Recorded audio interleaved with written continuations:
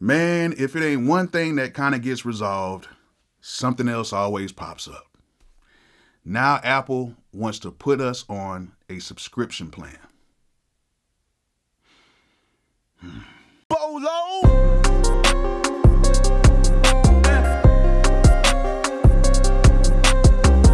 All right, so I'm going to try to make this as short and sweet as possible, but I'm going to tell you guys right now that I am a little frustrated a little bit because, a company that I really like, that I've worked with and, I do videos on, they are now moving to do something that a lot of other companies have already started, which is a subscription plan with their new releases of the Logic Pro and the Final Cut Pro on the iPad. And both of the programs, from what I've seen, I've had a first look at them and everything, seen it in action. Both of the programs look really good. Of course, I'm gonna do a video on it when they drop.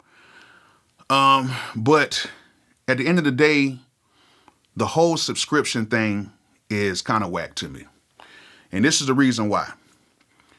Even though that it's only like, if you pay for the year, it's like $49, and that's for each program. It's not $49 for both of the programs. It's $49 for each.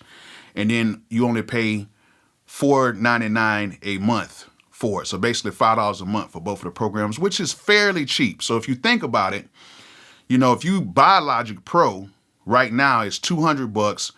And if you just do the subscription plan, that'll take care of like 4 years, of having that product. And, if you buy Final Cut, it's $300, so it'll take care of like 6 years. Well, no. Yeah, it's like 6 years of the payment plan if you pay everything yearly. If you pay it monthly, it's a little bit more. But my thing is this. As much money as Apple makes on all of the products. Now, I know they have different divisions. I know they have different sides. But everything still funnels down to one thing. This company makes the money, but it funnels down to one corporation. That corporation makes money year after year after year off of iPhones, off of accessories, off of everything.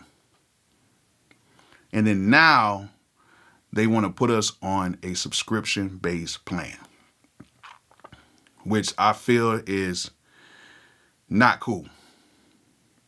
The reason being is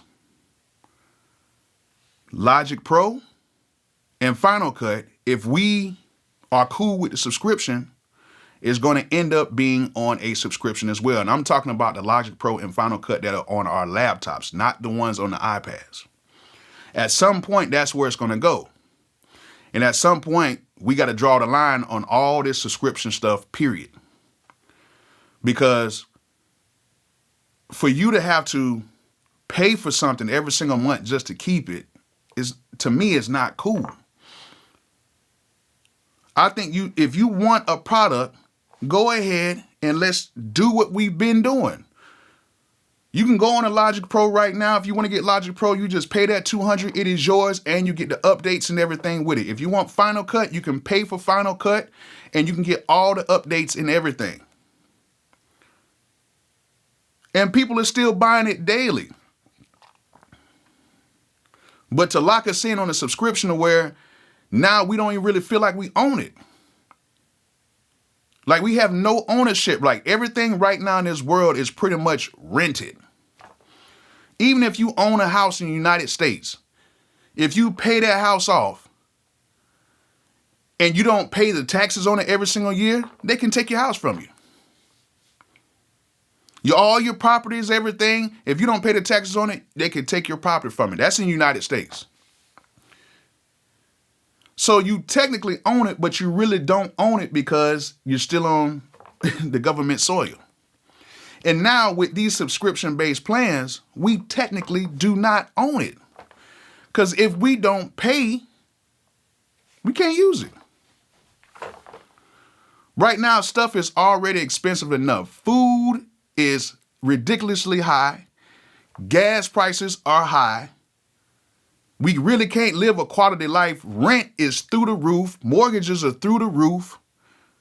People are struggling. And then they say, well, subscription time. And I just don't understand it. As much money as Apple makes a year. Like, I don't get it. I think it was a thing to where you would feel some type of a pride when you would save up your money and buy a program and know that you own that forever. Now, I know at certain programs you can go out and buy right now and, you know, you would still have to pay for like yearly upgrades and stuff like that, which I think that's bogus too. I don't think you should do it. But you got to look at some other companies that are making good money and doing one-time purchases, like Image Line with FL Studio. They've been out for years and are still giving updates for free. Lifetime free updates. And all you got to do is pay for the program, or you can pay for certain upgrades. Now, Apple has a great model right now where you can buy a base product and then you can add other things on to it, and you might have to pay a little bit more. Now, if they want to do something like that, maybe, but it's almost kind of too late to do that because you've been giving us the full program for the price that we paid. But to strip us away from actually real ownership of what we have is not cool with me. And then what's going to happen is people are going to start using alternatives after a while. They're going to start getting the $30 and $40 programs or buying the cheaper programs to do what they need to do because some people just don't want to do it. Right now on the iPad, there's a program that you can buy called LumaFusion that works just as good as Final Cut. It doesn't have pretty much all the features, but I've edited on LumaFusion. It's great. It works great. And you pay for it and you're done.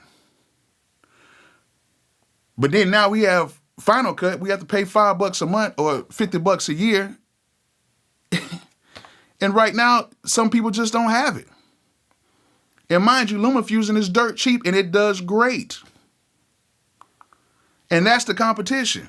And then right now you have Logic Pro coming on here doing the same thing, but you still have other programs like Beatmaker 3 that is still very dope. Even though they haven't given us any updates, you can pay one time like $30 for the program, and you basically have an MPC on your iPad, and you can track out, record in it. You can do everything in it. It's not the most stable, but hey, you paid for it. You work with it. I know so many people who use Beatmaker 3. I made tons of videos on it. And it's dope. You pay one time, you're done. But now we have to sit here and go through these subscription-based plans. And I don't think it's right. I don't think it's right. I still support Apple. I still support everything, the products that they make, because they make really good, solid products for their machines. And they're the best products for their machines. But to not give us ownership in that is kind of disturbing to me, because I know if it starts here, it's going to start everywhere else. So for all our creators out there, we have to band together and really let them know, like, hey, this is not cool. And I've seen a lot of forums. I've seen people talking about it. They even have a forum on Facebook right now asking, how do we feel about it? And I told them personally, I don't think it's good. So I want you guys to tell me, what do you guys think about this whole subscription-based plan? Do you think it's something that's cool?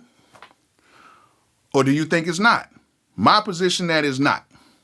But some of you guys might think it's cool. You know what I'm saying? And I don't knock you for that. But I want to know how you guys feel about it. And I want to see you guys talk about it in the comment section. Hopefully Apple or somebody will watch this video and see. You know? So I hope this video was informative. Hope you guys enjoyed it. And leave a comment and let me know how you feel. And like I always say, peace out.